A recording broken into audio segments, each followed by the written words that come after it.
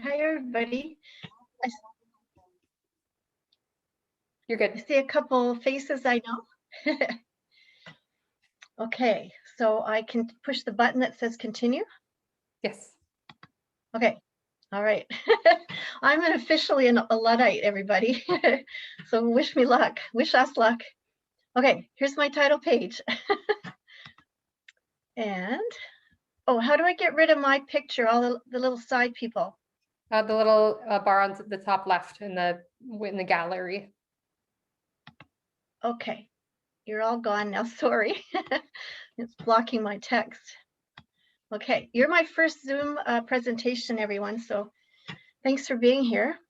So I live in Vineland Station. I actually bought my house from Dr. James Gibson, who was the first president of Brock University, and he bought it from Mrs. K. Mckeever, the owl lady's mom. So I'm the third owner in this historic house, and I've been here, I think about 23 years. And I started Niagara Nature Tours in 1996, and it's been rated in the top 3 eco and adventure tour companies in Canada by the Canadian Tourism Commission. And then I opened my house in 1919. No, my house was built in 1919. But I opened it up as a bed and breakfast in 2001. And then my house was built by the owl lady's parents in the winter of 1919, and they moved in from Ottawa in the spring of 2020. Her uncle had owned this farm. He was Edie Smith, and it was an Edie Smith farm. And so they moved from Ottawa, and Mrs. Mckeever and her brother and sister were raised in this house. So Donald Clark, who was a teacher at Beamsville High School, and Betty and Ralph Crowthers, her sister. I write a nature column for the Niagara Farmers Monthly News that comes out once a month. And I'm Willow, the golden retriever puppy's mom. This is our east yard, and just beyond that hedge is the owl sanctuary and Mrs. Mckeever's house down the hill.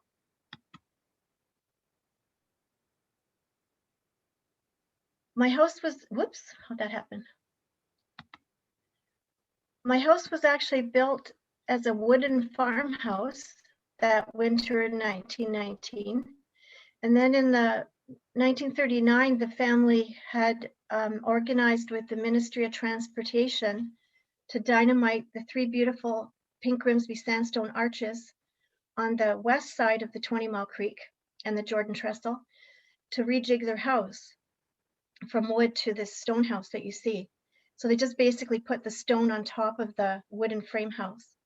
And the Ministry of Transportation, they used the 2-ton stones from the beautiful 3 arches that they dynamited at the trestle to use as riprap under the Jordan Harbor QEW bridge, which was being built around the same time. So my house was built from the small pieces of those arches, and the QEW bridge had the foundation made from the 2-ton pieces. But thank goodness and luckily the 3 arches on the east side are still standing, so they're still there today.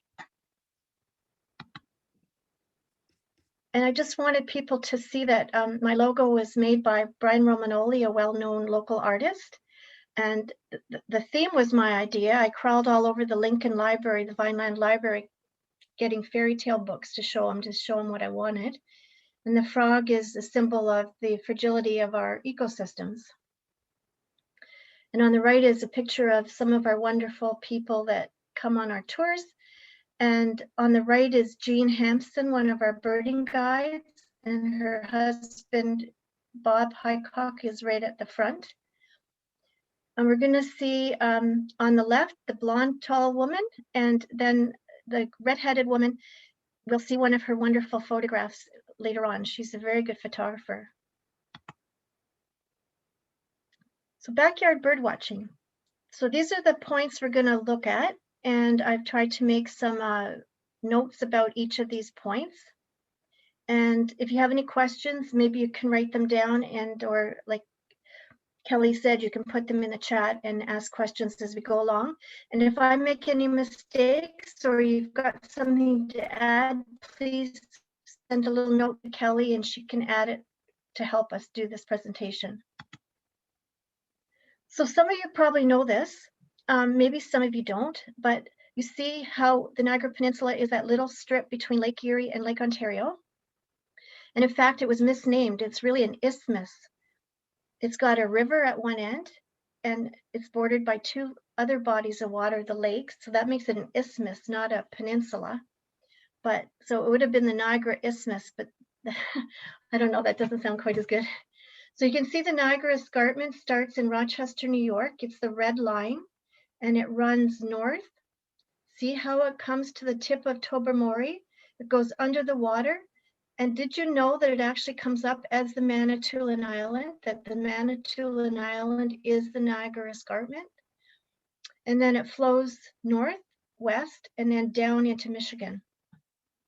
So when the sun hits solid rock like the edge of the escarpment, it causes warm air to rise up, and those are called thermals.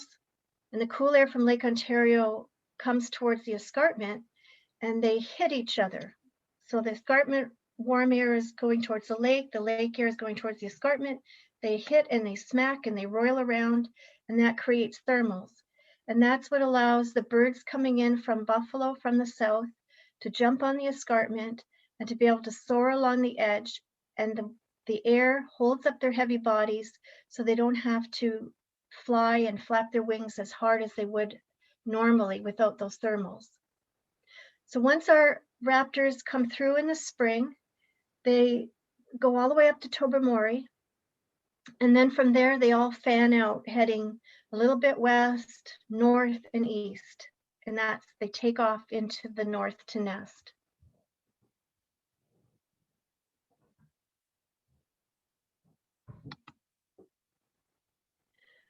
Again, most of you probably know about the Niagara Peninsula Hawk Watch at Bimer Memorial Conservation Area.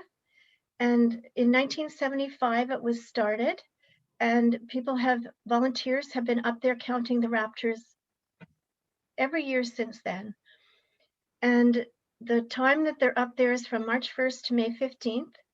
And if you're interested, they're always looking for volunteers, and they would train you and teach you how to count and how to ID raptors and hawks and eagles, and you could be part of the team. And did you understand that Bimer and Grimsby area is the closest section of the escarpment to Lake Ontario? So that funnels the raptors that are following the edge into this kind of narrow strip, which concentrates them so that it makes it the best place to get up on this tower and to count them.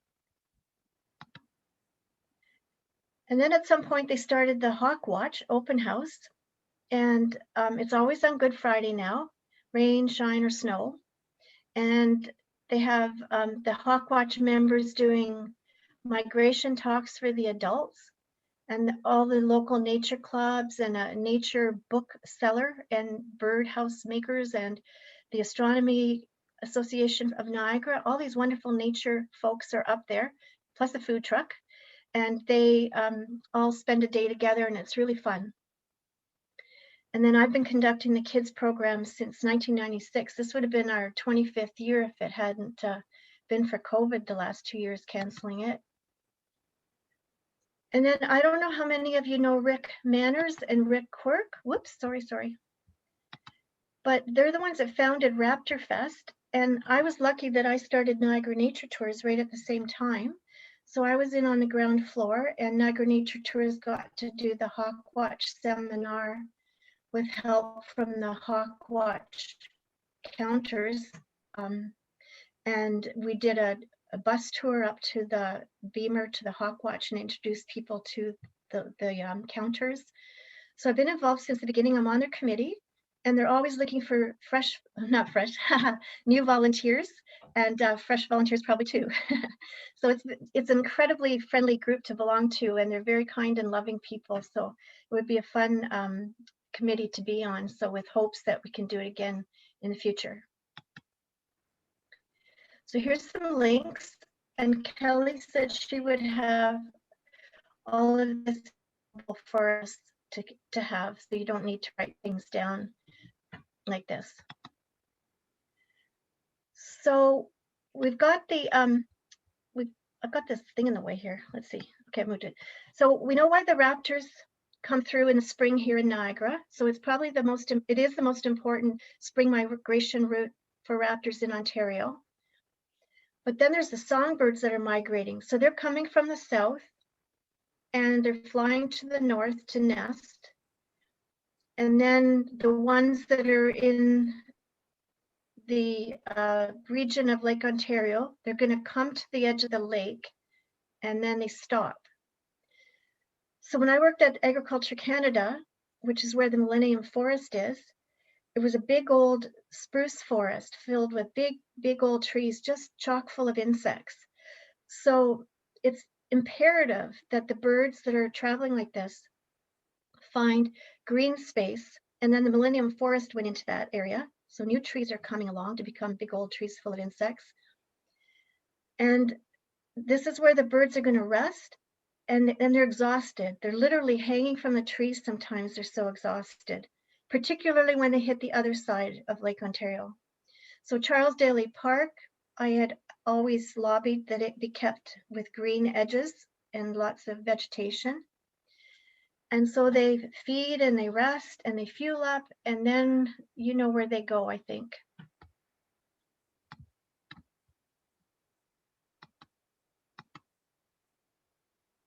So then they fly the 35 miles across Lake Ontario, and the thermals rising from the lake helps keep their little bodies aloft.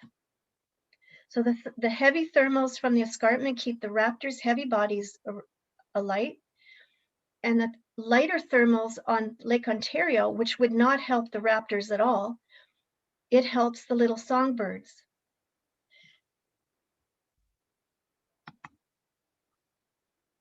So you see why it's really, really important that we all lobby for green belt around our lakes and in natural areas so that these little birds can survive their long trips during migration.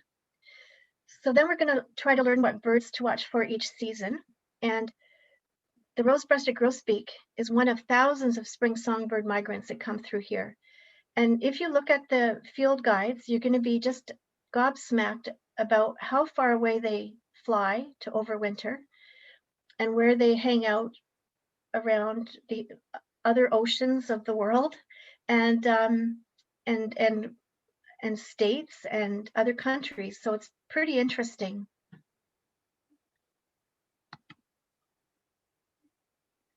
So in early April is when the first migrants are coming through.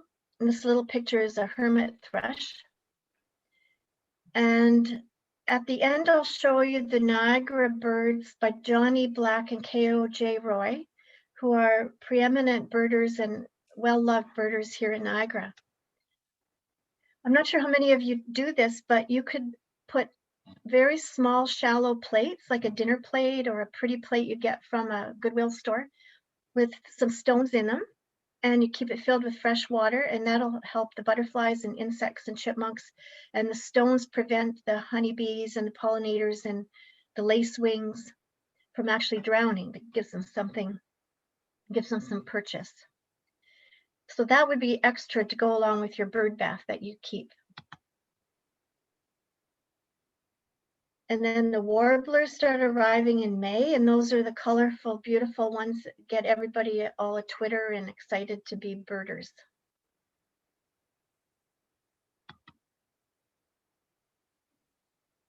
So we talked about the migrants, but then we've also got the permanent residents that stayed here all winter. And now they're coloring up. The males get their beautiful plumage and they start picking their mates and they make their nests, and they are very active, and you can sort of pick them out from the migrants because they just don't go away. They stay in our neighborhoods and in our backyards. So in the summer, it becomes a little harder to see the birds because there's the leaves on the trees, they're nesting, they're feeding their babies, they're sitting on eggs, so they kind of try to hide. And so then you have to be a bit of a sleuth to find them, unless you've got something like a killdeer or a house wren. I had one of my readers from my nature column call me from Fort Erie to say he had a couple of house wrens nesting in his big oven mitts, industrial oven mitts that he had hung on his clothesline, and that they were nesting inside one of them.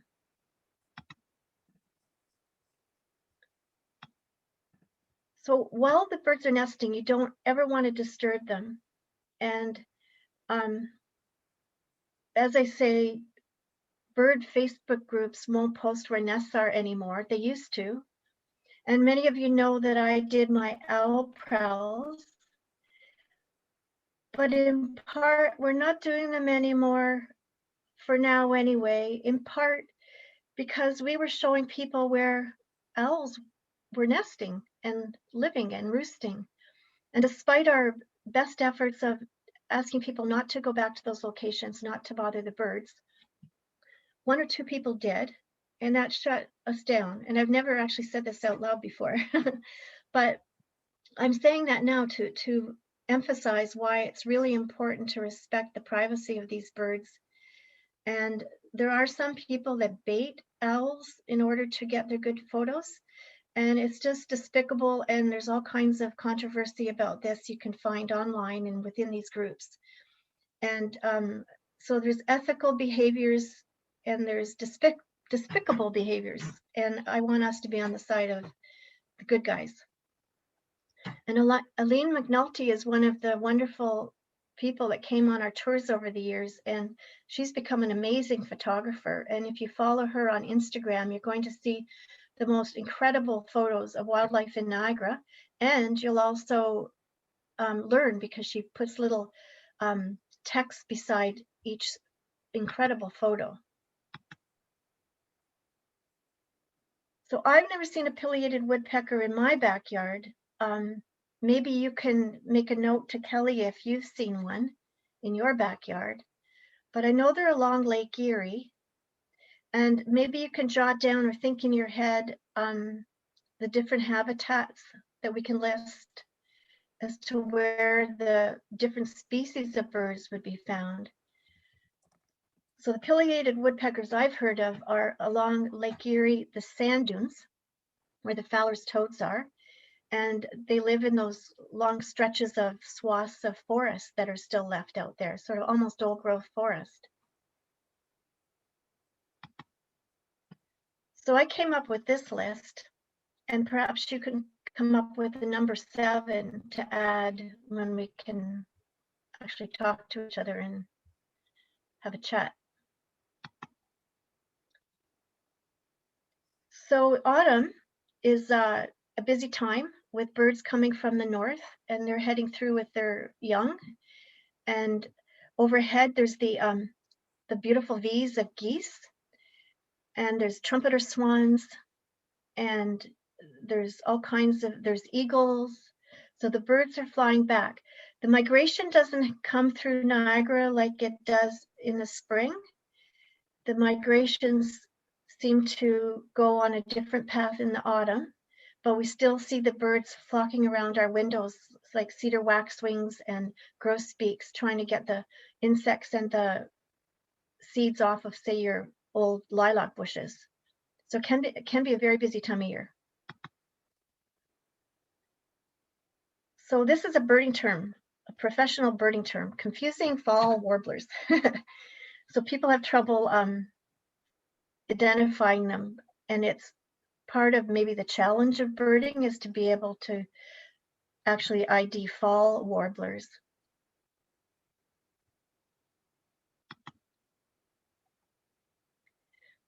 So in the winter, we have a lot of birds that stay in Niagara and also come to Niagara from the north and decide to overwinter here.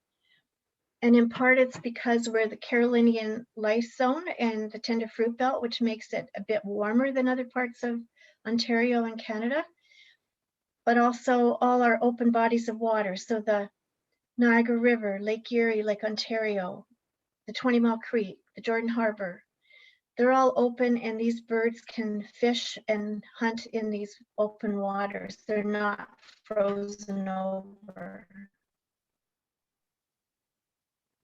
I didn't go much into about feeding birds because it's a really big topic. So maybe we can do another program another day about that. But one thing I did learn by feeding my birds is that squirrels will come. And this is a long story that I'll keep really short, but I decided to feed a mama squirrel this spring who has a nest up in my roof. And I found out after about a month that feeding peanuts to them harms them. They're too high in fat, and it robs them of calcium for their bones and their teeth. And corn, same problem. Sunflower seeds, same problem. So I'm pretty devastated about learning something at 65 years old that I never knew before, that has been causing harm for 20 years that I've been feeding the birds. They've been getting into my bird feed. So I've stopped feeding my squirrels, and now I'm going to start letting everybody know that we shouldn't be doing this. So I'm hoping you'll help as well.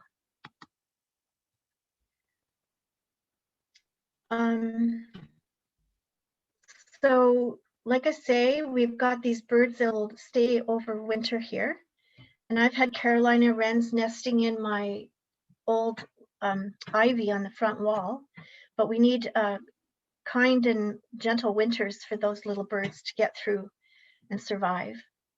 And when I put this picture up, it made me realize how you can see clearly how to identify birds and to see them apart. So look at our little Carolina wren.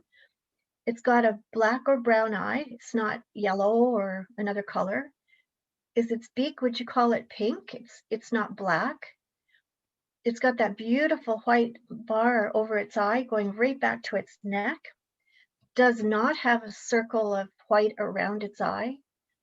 And you look at what color its feet are. Are they black? Are they pink? Are they yellow? So these are all keys, and these are all indicators of why this is a Carolina wren and why it's not a house wren or a robin. So these are all features that will help you learn to tell a bird apart from another bird species. So I was suggesting you could take a Niagara Nature Tours to learn how to bird. And I'll show you the Niagara Birds book that you could order from Hannelore Headley on Queen Street in St. Catharines.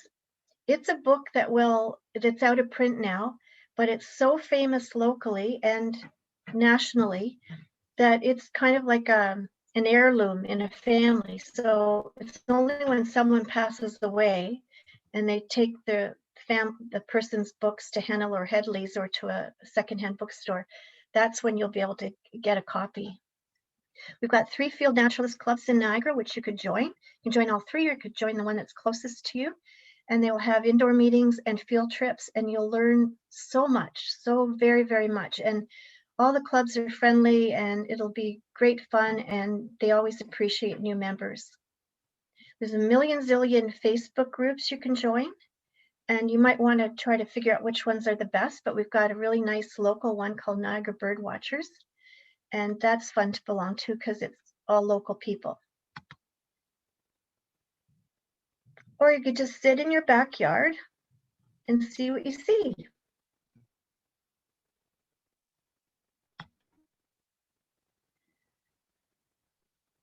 So you can bird watch from your window like I do, or your balcony, or your yard, or your neighbor's yard. All you need is a window and a comfy chair, and a balcony, a courtyard, a rooftop, or you could go to your local park. It doesn't have to be a big deal, and it can be as easy as walking outside your door or looking out your window. As I was peering through my magnifying glass all day while I was making this presentation, looking at the small print in my old books, I came across this large print book and was very impressed. So patience is a virtue, and it's a very good skill to have when you're learning to bird. You don't want to be jumping around and yelling and splashing in your pool. You want to be quiet and calm, maybe sitting back near the edge of your property, trying to blend in. You could wear clothes that are darker and not bright and white so that you startle the birds and they see you, kind of be shocking against your landscape of greenery. And maybe some of you don't know about mobbing, but it's very exciting. So if you hear a lot of crows screaming or blue jays screaming and calling, go quickly as you can. Don't go slow this time. Go as fast as you can towards this sound and look up, and you might see an owl or maybe a hawk or maybe even a crow. But it's the way the songbirds protect themselves. They're screaming to say that there's danger in the neighborhood and everybody take care and look out.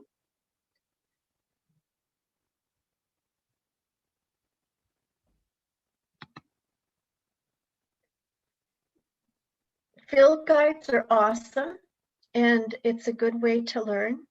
And I think if you could force yourself to learn how to use a key, and that's whether you're using a field guide to birds or rocks or plants or fish, those learning to key will help you identify everything. It's just amazing. So just like we looked at the Carolina wren, and you looked at the eye color, and you looked at that painted line down above its eye, those are keys, and that's what will help you learn to identify your birds.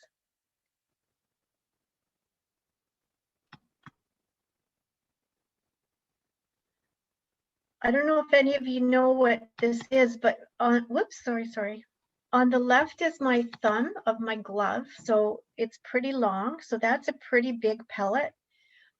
And if you don't know what it's from, it's how an owl gets rid of the parts of a mouse, or great horned owls can eat skunks. So once I was on my neighbor's tennis court and slipped and looked down, and I slipped on a great big skunk pellet that a great horned owl sitting on the tree above had spit out. And so it was big. So what a pellet is filled with bones. So see the bones and the fur from the mouse, and probably claws and teeth. So they absorb some of the calcium from all that, but what they can't use for nutritionally, they will spit out as a pellet.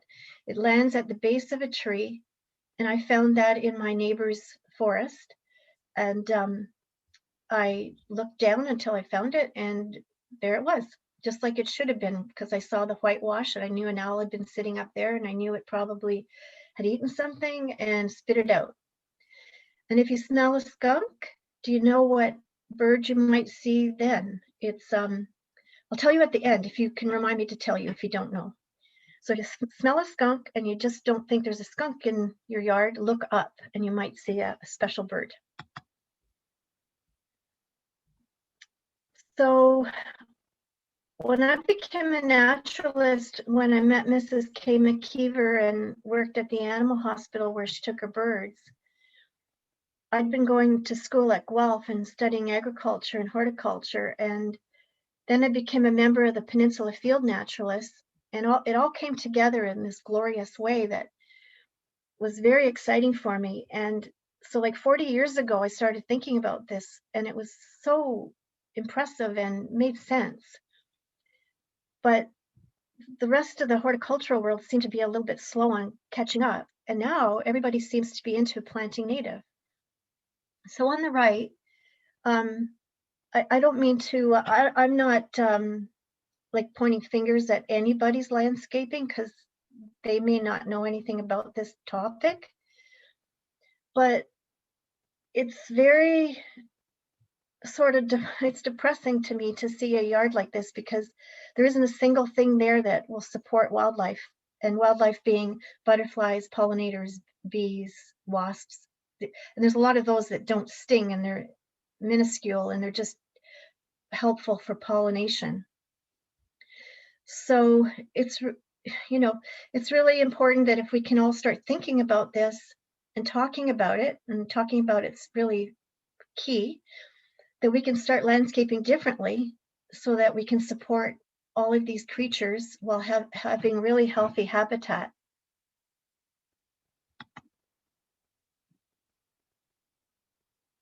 So for me, it's a really important issue.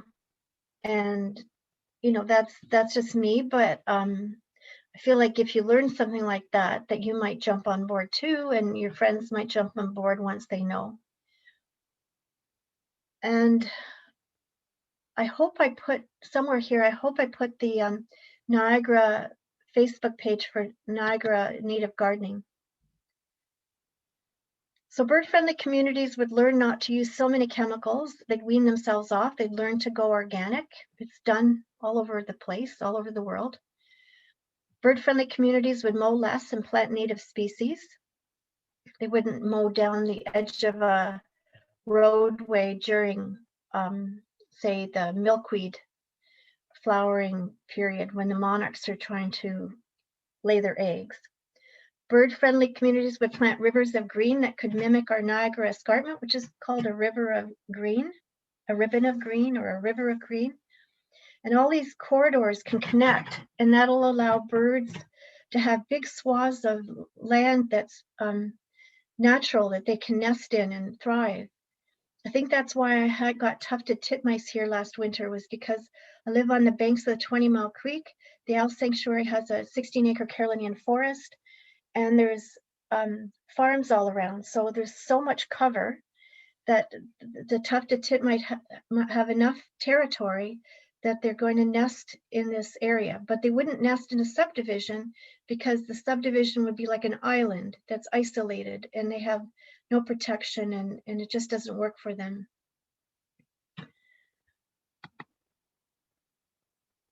So I know having kitties are controversial, and I have had cats all my life. I love cats. But I learned when I met Mrs. Mckeever in 1975 when I was the animal nurse at the hospital where she went, about keeping your cats indoors. And she got my young boyfriend, Tom Ferguson, who was a carpenter, to build a cat cage that went from their study out into the forest along the bank of the 20 Mile Creek. And it was probably the most elaborate, incredible cat cage anybody could ever have. But that's when I learned about that in 1975. And it does seem to be a good idea to protect our birds. So it was mentioned that we could learn how to pish, but I realize we can't do it without the sound on, so we won't do that now, unless you want to do it by yourself in isolation. But you don't want to be calling in birds during breeding season or nesting season, or when the babies are fledging and trying to learn how to fly. You'll cause the parents incredible stress. The males will think that there's another male in the area, in the territory, and he'll start sending alarm calls out, worried about who's coming in to harm his family. So it's really critical not to do any calling or recordings during these periods. There's a lot of apps now, and as I say, I'm a Luddite, so I don't have any apps, but I'd like to, and I'll get some maybe before the next time we meet. But there's all kinds of books and cassettes and CDs and apps for your iPhones that will help you learn your birds. But again, you don't want to do this in the field unless you know it's okay. I had somebody play their call out in my yard when they came to see my tufted titmice this winter. And they disappeared for a few weeks, and I was really distressed because I think that's what did it. So they heard a strange bird singing near them, and they literally disappeared from my yard, and they'd been there for about 3 months. So, and then I saw a photograph of a well-known photographer with a bluebird on his head, and everybody raved about this incredible photo. But when I asked him in private message, it was because he played a recording of a bluebird, and that poor male bluebird was on his head, completely distressed, trying to figure out how to protect his family. So you've got to be really careful and responsible.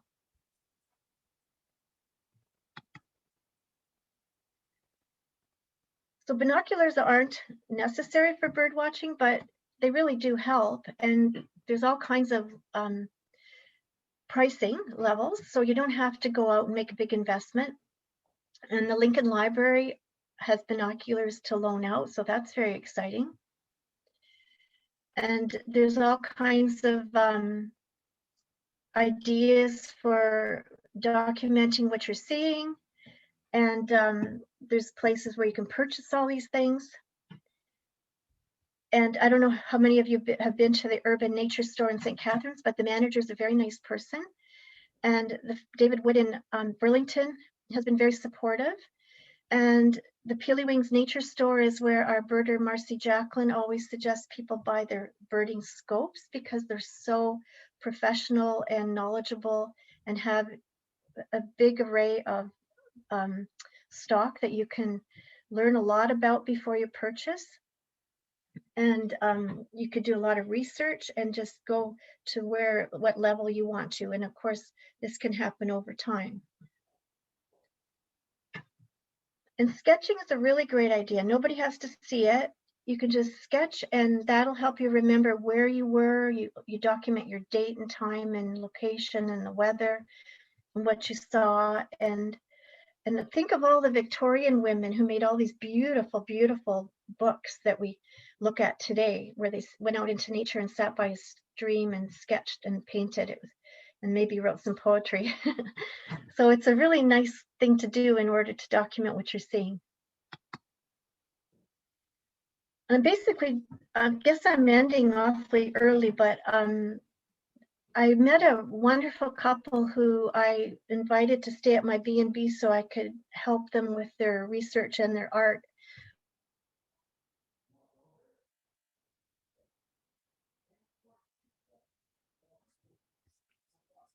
Oh, Carla, I think you've frozen. Okay, we'll just give Carla a second to come back, but I do see we've had some good sightings of woodpeckers in the area. Hopefully Carla can kick through here.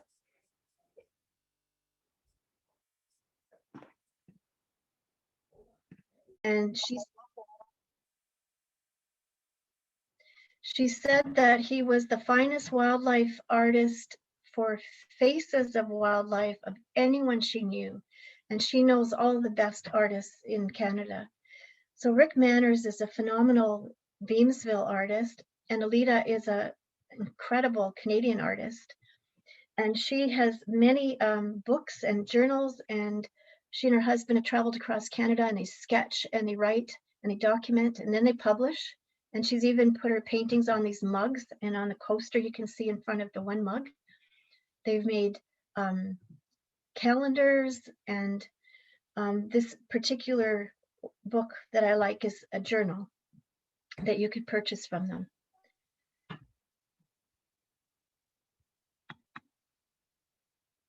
And this is me ending now. So I met Mrs. Mckeever in 1975. I was finished high school, and I decided my friend Jean Bartlett and I were going to ride our horses across Canada. So we had to get a job, each of us get a job so we could earn money. So I found Skyway Animal Hospital. It was founded and owned by Dr. David Featherston, and it was an exemplary hospital and a wonderful place. And that's where Mrs. Mckeever took her owls and her injured birds. And that's where I met her. So I was 19 years old, and that's how I met Kay. And then we became friends, and I got to live with him the summer of 1981. And my sister was hired by my young boyfriend, Tom, who Kay was having built cages for about 5 years. So it was a very exciting part of our lives and a time in our lives. And it's a very incredible coincidence that we actually bought the house in the middle of the owl sanctuary like 30 years later. So it's been a really interesting sort of roundabout way to go through my life to sort of end up where I started when I was young. I'm open to phone calls and people telling me stories, and I have a booklet I keep everybody's stories in and add them to my nature columns when I can. And it's really fun for me to meet my neighbors and to get to know them. So if anybody ever wants to come out this way, there's 2 wild great horned owls that fly in every evening at dusk. And they sit on top of our giant old tulip tree. and they sing to the caged owls. So they all sing back and forth. So thanks everybody. And I think that's it. That's the end.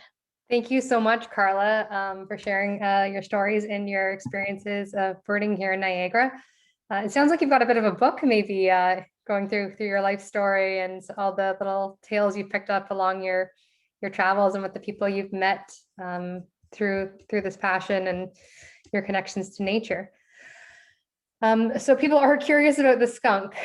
That's a question. We've had a few people who have seen the pileated woodpeckers. I'm also wondering, I know there's been a lot of sightings recently of eagles in the area. That is a bit of a new thing. Is there anything you could speak to about the eagles in Lincoln and the surrounding areas? Yeah, sorry, am I on the screen? Because I don't see anybody. I just see the end of my slideshow. Yep. So if you want to Do I stop close screen out my- sharing, it should open you up to the main screen again.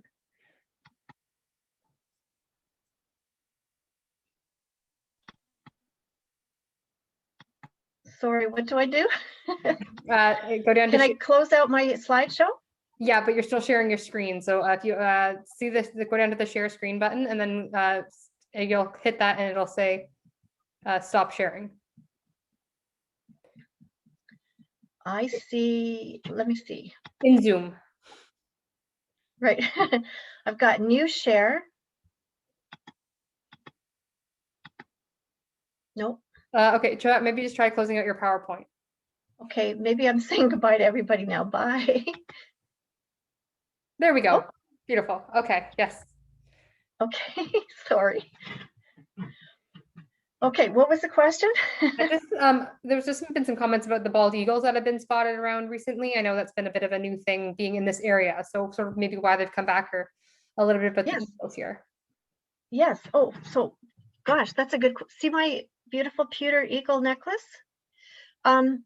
Boy, back in the 80s perhaps, or let's see, if I started Niagara Nature Tours in 1996, there was a man named Bob and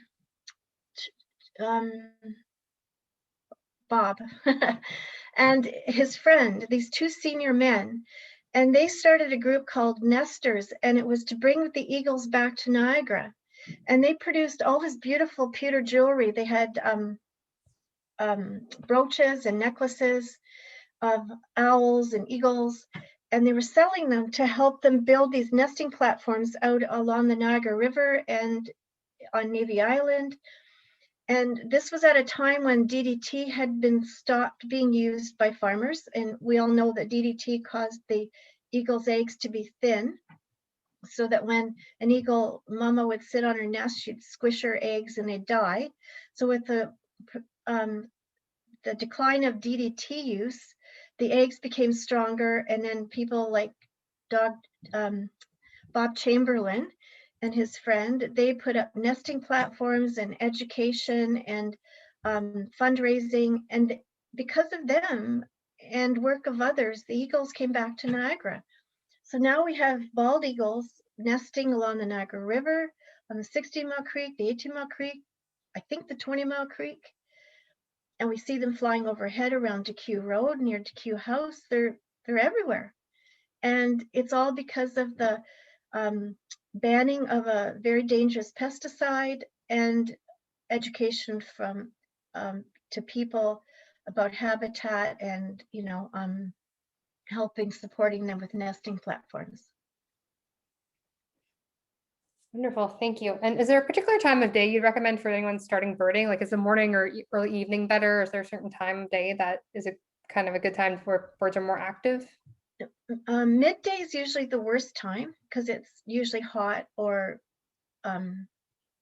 hot, but also the birds are resting and hiding at that time. So early morning's the best, which I'm a night owl, so that's hard on me. But birders get up at 5 a.m., 6 a.m., 7 a.m., and they go out birding. And it's always worth it because doing that, you get to see a lot because the birds are extremely active. And then towards dusk, they're active again because they want to get in feed before they have to rest. And what is the skunk bird? Everyone's very curious about the skunk bird. So nobody knows? I put out there if any guesses, and I think you got us all stumped. Okay, wait, look. Hint, here's a hint. Horned owl? Yeah, great horned owls. So a great horned owl can hunt mice and rabbits and skunks. And like I said, the pellet that I slipped on the tennis court was, I bet it was 4 inches long and 1.5 inches wide, and it was black. So if you smell a skunk, then, and you don't think they're in your yard, look up in the trees and you might see an owl, great horned owl. Ah, trick question. Yeah. And can I get you to do a demonstration of fishing? Okay, sure. But can everybody can they unmute to help me? Yeah, if everyone wants to unmute, or if you'd like to, it's up to you guys. But if we want to try fishing, feel free to unmute, and we'll learn something. So we'll give everyone a second if you'd like to give it a shot. Hi, Liz. Hi, Carla. How are you? I'm good. I'm hoping you're going to help with this. We'll see what we can do. Liz has come on some of our birding tours. Liz, Yes. were you a proficient birder before you came on our tours, or have you learned as you've gone along? I've been birding pretty much since my 20s. Oh, okay. Okay. So did I make any mistakes? No, you did wonderful. I loved your presentation. Okay. Okay, you start us off. You start fishing.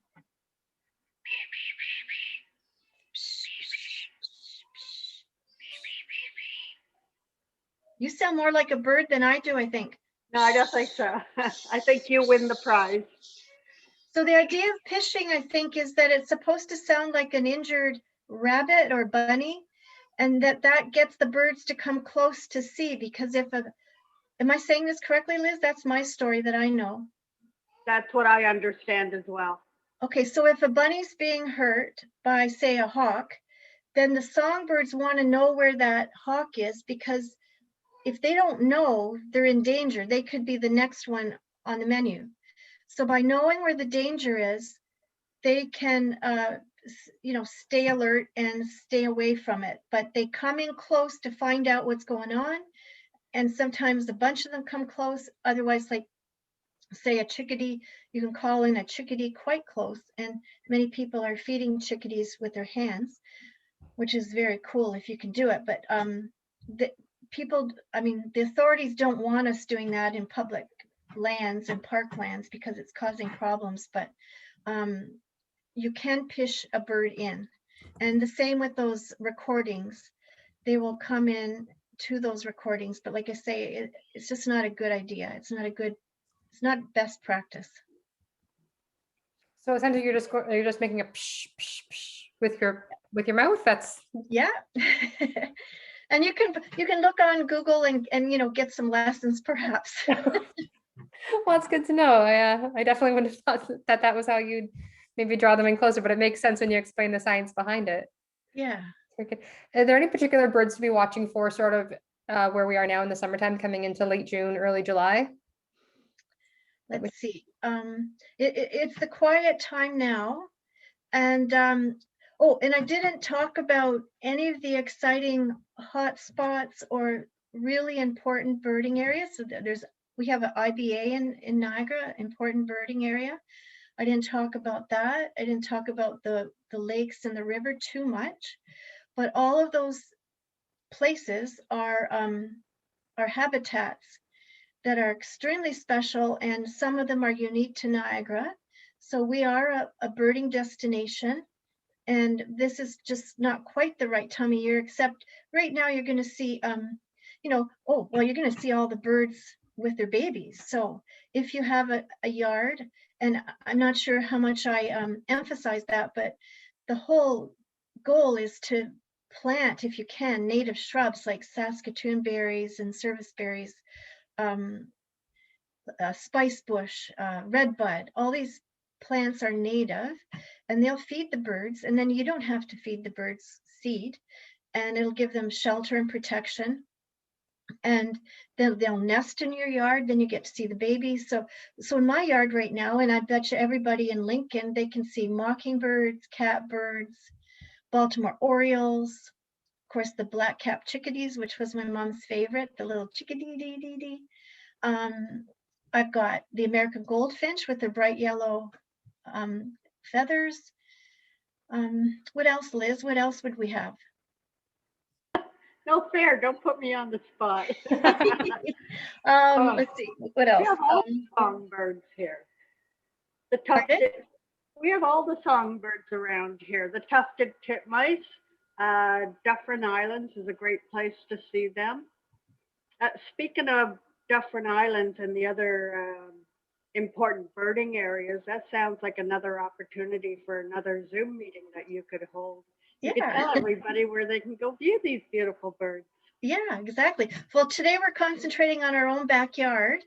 And because I'm always busy and rushing around and, doing housework for the B&B and so on, I don't tend to sit. But when I do sit, if somebody comes to visit and I look up in my yard, I'm just shocked by what's out there that I don't see on a regular basis. It's just shocking.